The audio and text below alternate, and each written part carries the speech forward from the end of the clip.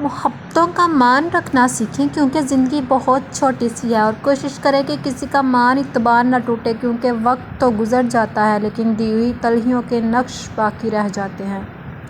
بہترین انسان اپنے عمل سے پہچانا جاتا ہے ورنہ اچھی باتیں تو دیواروں پر بھی لکھی ہوتی ہیں۔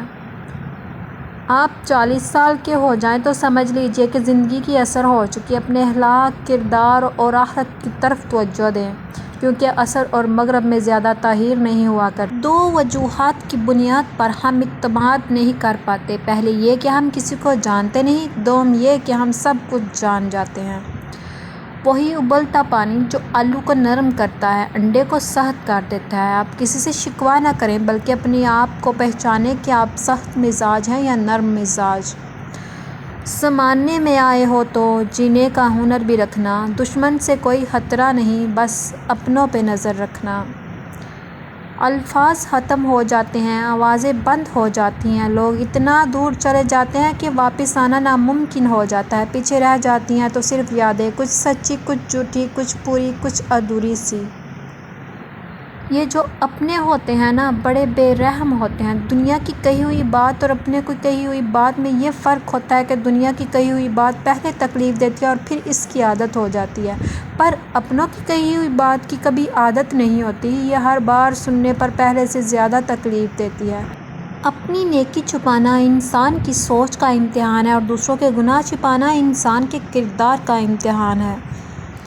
محبتوں کا مان رکھنا سیکھیں کیونکہ زندگی بہت چھوٹی سی ہے، اور کوشش کریں کہ کسی کا مان اعتبار نہ ٹوٹے کیونکہ وقت تو گزر جاتا ہے لیکن دی ہوئی تلخیوں کے نقش باقی رہ جاتے ہیں۔ میری ایک بات مانیں، زندگی میں کم لوگ رکھیں، جتنے کم لوگ ہوں گے اتنا زیادہ سکون ہوگا۔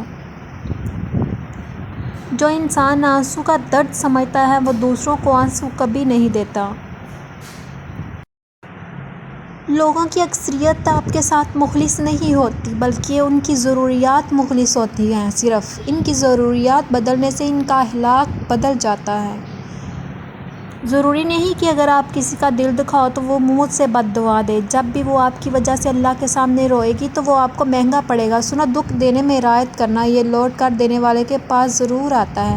کتنے افسوس کی بات ہے نا، عورت کی لمبی زبان کا شکوہ سبھی کرتے ہیں مگر کوئی گونگی عورت سے شادی بھی نہیں کرتا۔ تعلقات کو ٹھیک کرنے کی کبھی کوشش نہ کریں بلکہ اپنے مالی حالات ٹھیک کریں، تعلقات خود بخود ٹھیک ہو جائیں گے۔ مخلص ہونا نہایت آسان ہے، اس میں صرف اپنا مفاد ترک کرنا پڑتا ہے۔ جو اپنے مفاد کی دنیا میں رہتا ہے وہ اخلاص کی خوشبو کو نہیں پنچ سکتا۔ تحفے میں سامان نہیں، توجہ انسان کی اولین ضرورت ہوا کرتی ہے۔ ہم جن کے ساتھ ہوتے ہیں مخلص، ان کے ساتھ خالصتاً ہونا ہی سب سے سچا تحفہ ہوتا ہے جو ہم دے سکتے ہیں کیونکہ اس سے سچے رشتوں کی بنیاد مضبوط ہوتی ہے۔